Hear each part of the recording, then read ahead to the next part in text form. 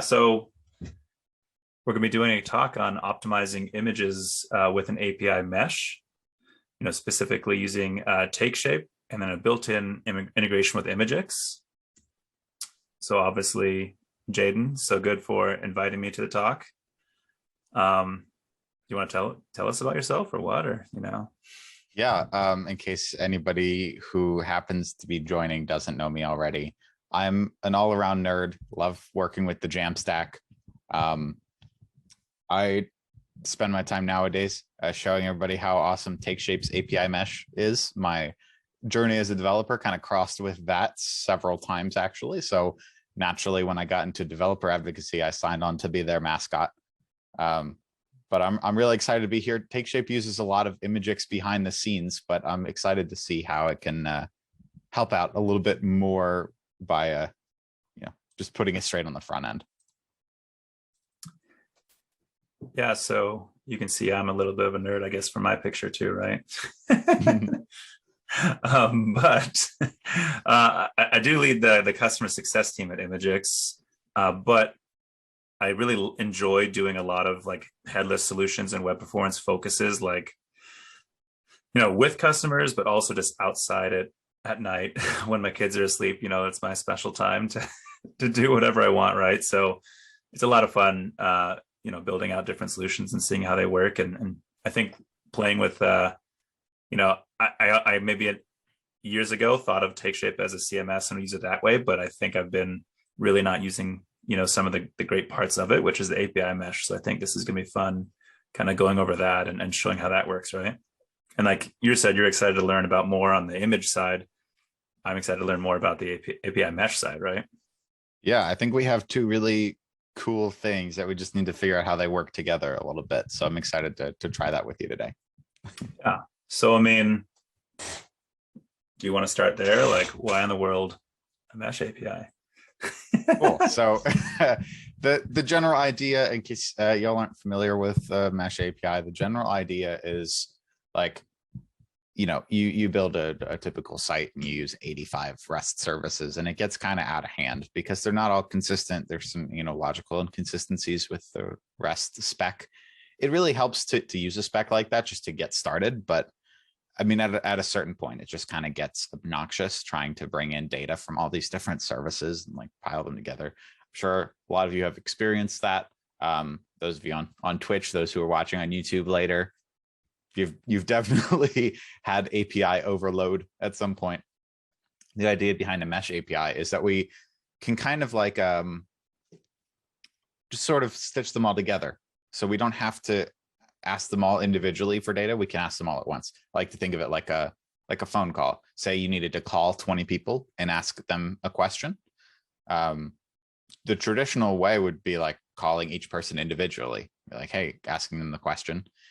This with a mesh API is kind of like getting them all on a group call, asking the question once, and just having them all read out their answers. It goes way faster, happens all at once. You only have to make one phone call, and you can just get on with your life. So your code ends up being a lot simpler, a lot easier to use. And since that one call is GraphQL, you get to ask for exactly the data that you want. Yeah. So, I kind of threw together all these little symbols here below as just like an example of how I think in the tutorial I'm going to show, using all these different services, right? So it's going to be on Nuxt. It's going to have ImageX and Takeshape. It's going to use Tailwind for Cell. It's going to use Apollo and Stripe. But it's not going to be confusing with all these different points, right? It's just going to be a GraphQL to Takeshape, and it's going to be simple. Yeah, looking forward to it. The last item I wanted to go over was why ImageX? If you have a project with images that you don't need Takeshape or an API mesh for, you should absolutely have a look at ImageX. It's a simple API solution that includes image management. There's a visual API that will render your images to the correct size and format to ensure your website always has images that are optimized and delivered via a fast CDN. So where do we want to start next? Like I could show maybe the Takeshape dashboard, right? And go from there and show what we've got going on. Yeah. For context, anybody who's watching, I had started this project a long time ago I was trying to make like a product page demo, but I gave Tom the code and he kind of turned it into something new and special using a lot of what Imagix does and reworking it to be in Vue. So yeah, Tom, if you don't mind kind of just walking me through, like, how did you get all of this set up? Yeah. So like you invited me to this, right? So you had done, already the idea of connecting it to Stripe, which is like a super new concept to me. Like not having to worry about the product data, right? Like if you go into data and look at the products you had for this project, these things have a product ID, which is connecting it to Stripe, right? So that's bringing in the price and if it's sold out and like Yeah. important e-commerce, shopping cart type stuff, right? Yeah. Well, like when you ask Takeshape CMS for this data, instead of just returning the product ID, it'll actually go to Stripe, get the pricing data for this particular product, and just package it all in like it was sitting in the CMS all along, so that you don't have to worry about having that price data duplicated in several places. So this way it can't go out of sync because you're getting it from a single source of truth. Yeah, like the way you could kind of see that idea is if you just went to like the GraphQL, the API you guys have, right? You have a thing you can build out, and I'm just saying, hey, get all my products and show me the price, show me an image, a description, a name, all these kinds of things, right?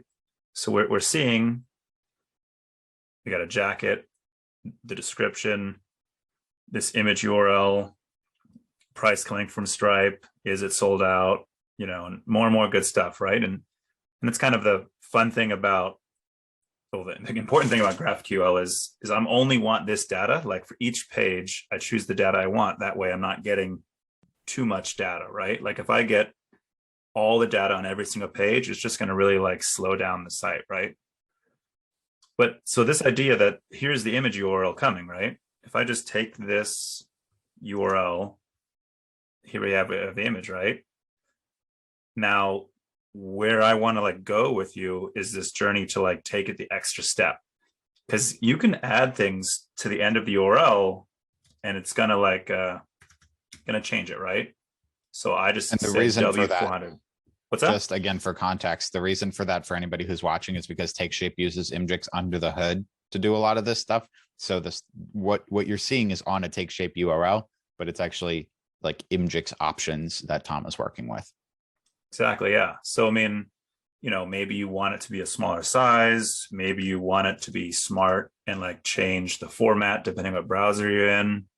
Maybe you want to like do some additional intelligent compressing, all kinds of things, right? Like obviously this is e-commerce, so I don't want to compress it, but I do want to intelligently switch the format. And what I mean by that is if you're in Chrome, you should see, you should see like an AVIF or something. And if you're in Firefox, you should see WebP. Like it's going to be switching formats depending what browser you're in. And the reason is because JPEG is in no way near the best format to like use, right? So like you'll get these other formats that look better than a JPEG, that are lighter, they're quicker, and that's a great way to optimize images without having to like compress them down like a JPEG traditionally, right?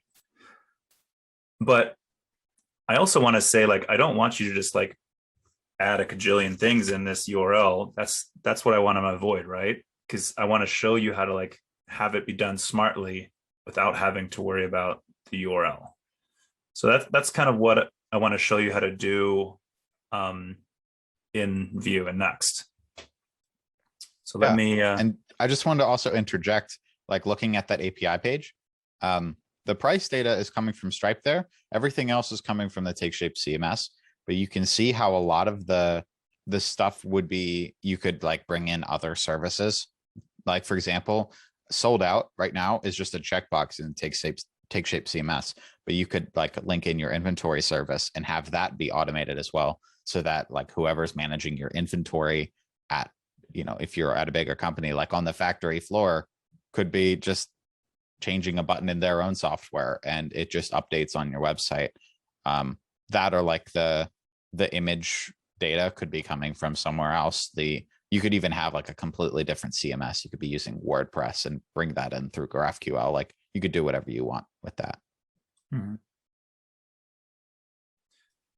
Cool. So do you want to switch to view and all of a sudden be confused, but then have me show you Yeah. the light? I'm looking forward to it. I'm going to be completely baffled at first, but Yeah. work with All me. right. I'll get there. So the way the way view is kind of run, right? Is you have this in your pages, you have an index.view page, and that's theoretically the home page, right? But and you have like a template, and then you're running script or styles below it, right? I'm using Tailwind, so I actually not really going to be using much of this down here. But I'll go into that a little more. But yeah, so like this is really just the home page right here. But when you see these things in green, that's like how React is referencing like a component, right? So if I go to my components, I'm looking at my products section, right? And you kind of see the same thing again. I've made this small template, and again, it's referencing another component, right? But the important thing that's happening here is I'm calling from Apollo one of my GraphQL files, right? And I'm already like, I'm binding this data that's coming from this to this card, right? So I'm saying, hey, go into here, get my product list, and I want you to call it, items and put it in here. So let me look at this query real quick. I can just show you what it is. I think it's the identical one we just looked at, actually. So I'm just So it'll saying, get all the same data and everything. yeah, get the whole list and bring it in, right? Because remember, this is for my homepage. So my homepage, I want all the products to show up in this example. So yeah, so it's binding the data from this GraphQL to this component. So let's look in here. So now we've got a little more meat, right? And all this stuff right here is Tailwind. So I think that's kind of familiar to you in React, right? Like I don't know if you use Tailwind in React. I understand how it works. I personally don't like Tailwind. That's just my personal opinion. I've never understood why it's necessary. Well, the thing is, if I'm not a coder and I'm really, just having funsies time and I didn't learn CSS well, then I can continue to be lazy and not know official CSS. That makes a lot more sense because like I really like CSS, but I can see how a lot of people don't like it or don't know how to use it. So I guess that can be very helpful. When it's like it promises I can't mess it up. Like I can't put something in here that won't do something. I'd find a way. I would find a way to mess that up. But yeah, I mean, this is essentially just saying put it in a grid and have different columns at different sizes, right? Yeah. Just like make it look good, spread out on the page. Yeah. And then here, this is kind of like an A tag. So nuxt is taking that A tag where you're going to reference a link, and it's actually going to kind of preload it and build out the route for you and all that stuff. So I didn't go anywhere and build out all my routes. It's very good at building dynamic pages and not having to worry about it, right? So I don't have to think about that. And here's the last view-ish thing, right? I'm saying, hey, remember all that data I was bringing in? I want you to look at that data. And every time there is an instance of data, just repeat everything. Whoops. Gone so far. Just repeat everything in this section for every piece of data I send, right? So if my GraphQL had 3 responses, right? It's going to repeat 3 products. Yeah, 3 products. Yeah, it's going to have 3. This chunk of code is going to happen 3 times for each product. Okay. Yeah, and so here comes the image idea, right? And without showing confusing ImageXy stuff, I have an identical version that's just maybe a little more unoptimized, right? So like if from Takeshape, you're binding the URL, right? So I want the product image, I want the source URL, and this is the size it's going to be, the name, that kind of thing, right? So I can show this page live. Oh, cool. Yeah, I think a lot of this is like the syntax that's different, but the concepts make sense coming from React. Yeah. So so we have an image tag, right? So this white box is this div. You're not seeing my screen, I'm realizing. Desktop one, here we go. All right, so yeah, this Oh, there div you right go. here is like this white box, right? Mhm. And then the Yeah. image tag is right here. So I'm bringing in the image URL and I'm telling CSS, right, to make it 380 by 380. So like a fixed idea, do lazy loading. And this is just more Tailwind stuff, right? Like put it in the center of the margin, that kind of thing, right? So if I click over here now and inspect it, you are going to see the same idea, right? The div and the image, and it's bringing in that Takeshape URL. Now, here comes the idea of what I'm saying of like ways to optimize with ImageX. So if you bring in that URL, what size was that image you brought it in? I think the one you brought, you might have Really big. resized these somewhere, right? Like I actually didn't mess with them. I just went in, oh, got some pictures from our original sample project and just kind of okay. threw it in there. I only assume because like the name was like underscore 925x, you know? So like, and you can see it's 925 by 617. So wherever it came from, the image is 925, right? But you can look over on the screen and see it's actually only 380 by 253. That's like what the rendered size means versus this. It means like Yeah, I'm like it was visually shrunk down seeing, by the browser, yeah, right? yeah, I'm visually seeing this and CSS is shrinking it down. But it is the weight of this 925 is actually loading in the browser. So even though it looks that size, it is loading a bigger one, right? So that becomes the dilemma of like, well, I want it to not load a bigger one. I want it to load the 380, right? Um, so let me take us back to that like optimized example one. Here we go. So what I did was I installed like an SDK from ImageX, and this template we'll put it somewhere, right? So people already have it. But what the SDK does, and we have them for React, Vue, Angular, all kinds of things. And just instead of doing image, I just put an IX in front of it. So then when you write width and height, it knows actually make this, resize it to 380, right? So if I go to my unoptimized or my optimized page now, let's look at this again. So And this now tag it's actually loading as the right size because all that HTML stuff or yeah, that yeah, URL you stuff. see the image tag is way larger, right? So it's, yeah, you can see on this first one, it really did put W380 in here, right? But you are also seeing all this kind of stuff, this 1x, 2x, 3x. So what's going Just on in here case like is they have retina screens or if they like to expand the exactly, page. yeah, like if you're on a better, like I'm on this big screen here, but if I moved it to my laptop, my MacBook Pro is actually like DPR2, right? And if you look on your phone, it's going to be DPR3, so on, and who knows what's going to be made in the world.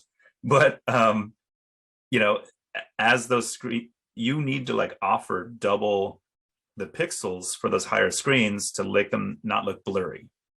So that's kind of like what this is preparing for. And it's also like compressing it more for each one. It's kind of an interesting idea. Like the denser the pixels are, the more you can compress and it won't visually hurt it. But either way, this is a lot of stuff that you don't need to think about because you aren't doing anything, right? Yeah. Like Like I'm before I really was bad at all writing, that stuff. I didn't yeah, really understand like what to do originally, like when I was doing all this manually. So yeah, it's nice to have something just handle it. It just works. exactly. Yeah, all we had to do was just make sure we loaded that, installed that SDK, and we'll link info about it, right? It's just a plugin, but I mean, you're doing the same CSS thing, and it's happening.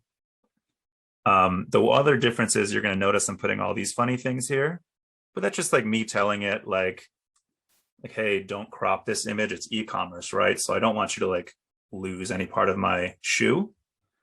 And let's say one of these is like a tall image and one of them is like a wide image. I want you to like kind of make Fit it, them look like similar, fit it in right? the frame, Yeah. right? So like if I open this, it's actually got white stuff below and the top, but I Hmm. like artificially filled it, making sure it was white, right? And you can change So it to any color you want. can it Like what? be transparent? Because like that might not work if you have like a background image or something, right? So you can make it transparent, but then becomes the added dilemma of transparency works for WebP, right? Or AVIF or PNG, but not JPEG. So yeah, it'll be transparency will work on those, but not on like some browsers, right? So yeah, so you want it Okay. to like kind of switch and choose what it does, which Okay. is which So is you have why I've like the done this option. idea here, right? Where it like switches it still. Okay, so it's determining based on the browser what to do in that scenario. You've given it sort of license to do that. Yeah. You give a lot of like Ah, browsers are crazy smart nowadays, so that's why you've shoved in all this extra HTML to let the browser choose the right DPR, the right pixel, the right browse like format. It's all happening all there, but we just don't want you to think about it, right? right. That makes sense. I think this whole project is kind of a lesson in that. Like all of the stuff from the data that we're originally getting through Takeshape to the like handling the images, which are at this point like the most intensive part of the application. Like all of it is handled, so you don't really have to think about it. We just kind of whip up a sample project and it's there, Yeah. which I really like Uh, that. and this example is like doing like a fixed, right? Like 380 by 380. Like if you want to think about like maybe the other most prominent way to do images, I have like another example here. And in this Ooh, idea is like imagine you want the image to like change constantly as the screen gets bigger and smaller, right? mhm. So if I like click into the image, I want it to be uh I want it to always be 799 when the browser is bigger than 799. But then when the browser gets smaller than 799, I want the image to always be equal to 100% the width, right? So that's like kind of fun because now when I get down here, again, you're thinking CSS is doing this, but what happens here versus here? Like what size image is loaded, right? And you're actually like by doing this kind of idea, I can show you when I inspect here. So is Like it legitimately like loading all these different images and just displaying them gradually as we go downwards, or? well, so it doesn't do it as I go downwards, but if you like opened it in your phone or your iPad or whatever size, it would load the correct size for that first scenario, right? It doesn't continually reload as it gets smaller because it's already loaded. So why load in another Yeah, one that that would would take kind of, another network thing, right? But yeah. yeah, like you can see again in the HTML, there's I know it seems like a lot of HTML, but it literally it's such a small weight for your browser. It's not a big deal, and Oh it's yeah, it's minuscule depending. compared to Yeah, everything else. exactly. So if the browser is 600 wide, then it should be choosing like a 689 or a 594, right? And it's just going to be it's kind of this fun idea of how you can have it be Hmm. static and then responsive. Or what if you So had like, triple columns, then two columns and one column? You can get pretty intense with the sizes here. And huh. all it's going to do is load in all these different versions and just follow the rules you set for this, right? So question in this scenario, so if you load in like the biggest image and it slowly goes downwards, like that makes sense that it would just like not reload the image, but just kind of shrink it. Yeah. What if you're going upwards? Like you start at a phone size, but then maybe like someone turns their phone into landscape view and the image suddenly needs to be much bigger. Does it load in the correct image again? Let's see. So right now it's loading. You can see the intrinsic is 689, right? Okay. Yeah. So let's So then see. like if you were to rotate it, it would go up to like your 799 image. I don't know. Let's see. Yep, At least that's what I'd 799. expect. Yeah, so it's Okay. loading now the rendered 799. So it did switch. So without even like it just seamlessly scaled up Yeah. without losing any data because it brought in another image. Yep. Huh. And it's you I know, didn't and even it's see, probably you don't even cached. notice a flicker or anything like that. Yeah. Oh, Yeah. okay. It's probably cached and you have no idea, right? Yeah. That's so awesome how like this stuff is so easy nowadays. I don't even have to think about all that. Yeah, I know, right? Yeah, it's just, man, this IX. Yeah, and but at and this point, install, I was saying yeah, the like other day, like the some of this is as abstracted away as like the transistors that this is all running on. Like we don't have to think about any of it. It's awesome. what is it called here? Let's bring it up. It's called View Imagix. So yeah, if you just Cool. do a good old npm install View Imagix, I wrote JS over here, and then you just have to register it as a plugin in whatever program you're in, right? In Nuxt, you register it right here, and then you just create a little folder where you just import it, right? Is how do you do plugins in React? It depends how you get it set up. You can usually just npm install it and be done. Yeah. Because like the components just kind of get loaded in, but I don't know. There might be a similar Here's method. the yeah. It looks like for the React one, all you do at the top is just write import ImageX from Yeah. here, and then So then you can just use the component. yeah, and here the component's called ImageX, not IX image, but yeah. Nice. See the same idea here, right? Yeah, Okay. it's cool. Cool. By the Um, way, if anybody in the Twitch chat right now, we're live on twitch.tv/Jaden Baptista. If you have any questions for Tom about how this stuff is working, I'm monitoring the chat. So feel free to post it in there and I'll make sure to ask him. so some other fun things we could look at are just like some fun little Nuxt things we're doing. Like over here, we have these drop downs, right?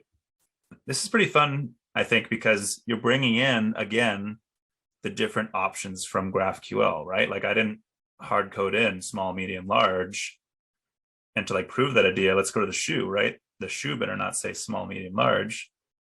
Yeah, see, it's going to say 9, 10, 11. Yeah, and that So stuff is all in the Takeshape CMS at this point. yeah, exactly, right? And you can see it. Here we go. So this is like the dynamic page for Nuxt, how it works. Like if you just do like an underscore ID, then whatever ID gets put in here, it's just going to look up that ID in GraphQL, right? So just whatever is in this URL gets pushed here, the results come back, and it fills this page, right? So what do we got? We got product, or we had the image tag right here, product name, product description, and then we start having a fun tailwind time with buttons. Cool.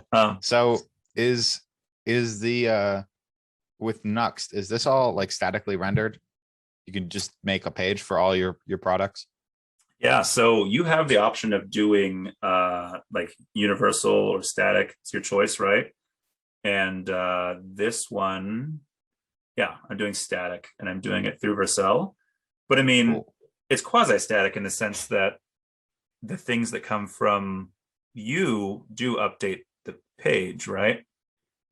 So I mean, if you added a fourth product right here in Takeshape, I wouldn't have to redeploy, right? Oh, okay. I mean, should we test that idea?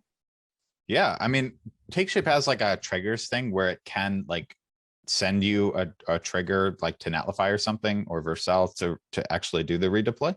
Yeah. So that's how I was thinking it would work. But if it, yeah, but we didn't do that, right? Because we're only connected to Stripe, not connect anything else. Let's play the game, shall we? So let's see. I mean, the real question is what images do I have? Let's go to my desktop. I think I have like a demo. Images for demos here. Here we go. I think I have a shirt. Here we go. You got a wrinkled ImageX shirt. Sorry. But let's upload it. Let's, I choose it. Name, ImageX shirt.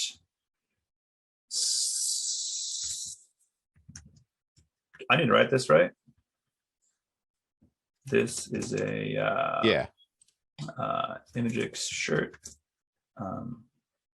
You will receive it with less wrinkles. Photo. And I can get you a product ID too, because I'm here in Stripe doing the same thing. I'm just adding a normal product through Stripe. Give it to me. Let's put it through for $20,000. This is an awesome shirt. Yep. Oh, we've got a category, shirts. Yeah, we've jumped a whole tier. Let's see here, save product. Okay. Here, I'm gonna send it to you in Slack. Okay. This product ID. Is that a good plug for Slack? Did you know Takeshape had a community Slack page? Indeed. Sign up for a free account and you get access to our Slack. The free trial doesn't like expire or anything, so you could just join and ask questions and hang out with us. There you go. You should have gotten it there. Yeah, I think I added it. Cool. Medium, large. So that should just bring in like $20,000 right into the program. Like XXL. It's not sold out. I think I did everything. Let's play the game. Yeah. Save. I love doing live things because, you know, who knows what's going to happen. And then we're waiting for exactly. this green light to turn on, or I have to enable it. No, so you got to click back into it and you got to click the enabled button at the top right.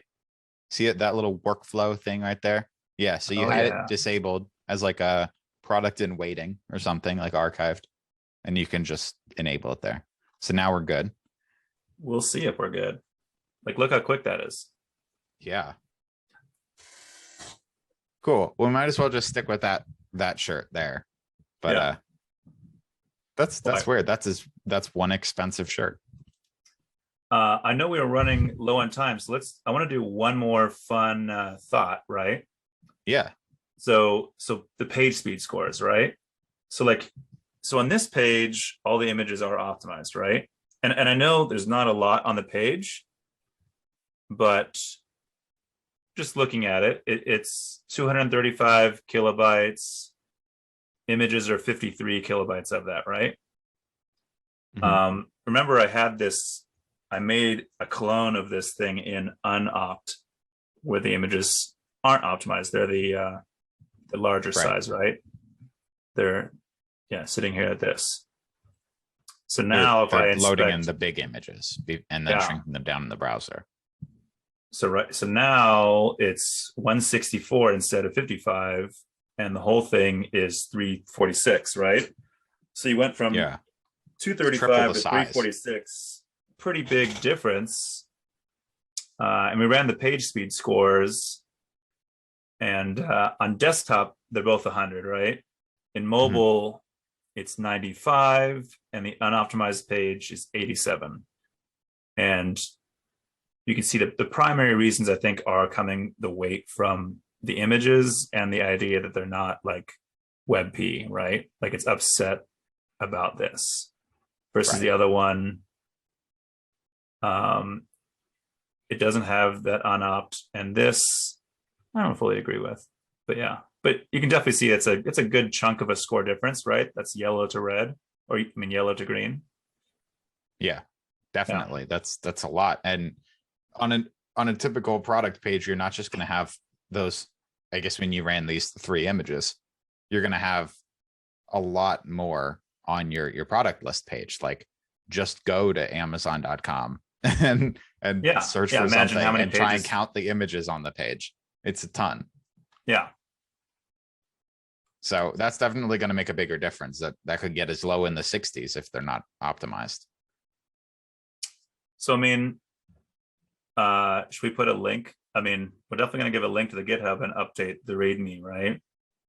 Definitely. Let me get You back want, you want here. me to send you to the GitHub or? Yeah, if you don't mind. Yeah. I can put it here in Twitch too, for those who are watching. Yeah, I mean, I think the definite big, even though we had a funniness with that image right there, um, the idea definitely was there, right? That I didn't have to redeploy.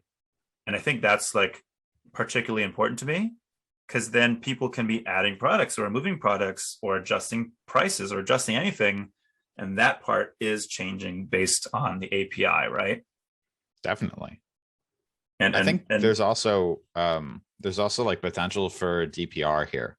So I'm just thinking like we add a product or something like that, and I don't want to I don't want to necessarily have to redeploy my whole site, but I also might like to get the static benefits of just having one of these, these, or not one, but like most of these pages be pre-built.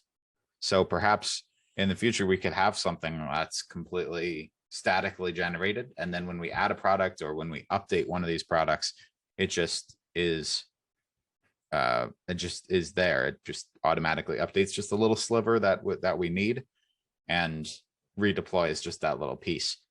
I'm really looking forward to when that's more popular of an approach, because I think that would even be even better than what we've accomplished today.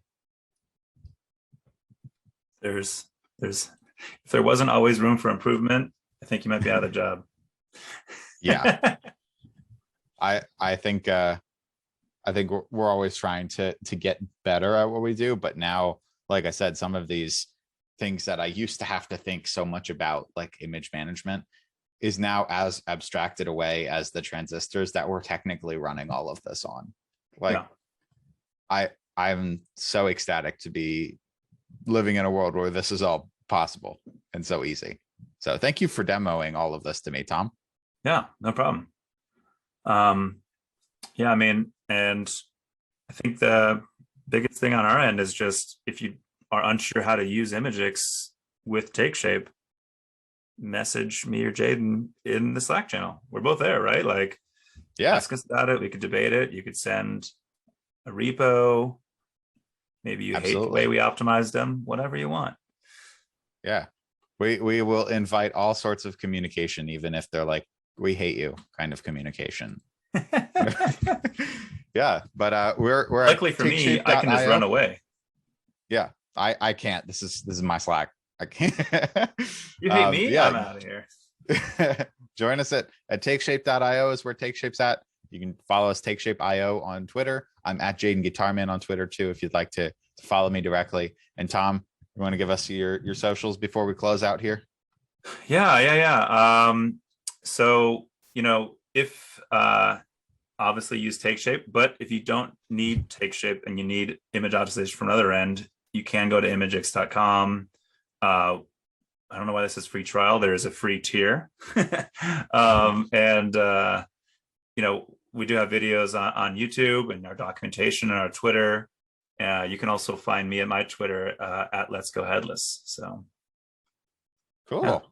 Cool. Well, thank you again for joining me today, Tom, showing me all this awesome, cool stuff that I'm definitely going to be experimenting with for a very long time. But I better get to experimenting. So I'll talk to you a little bit later. I'll see you. Yeah. Bye.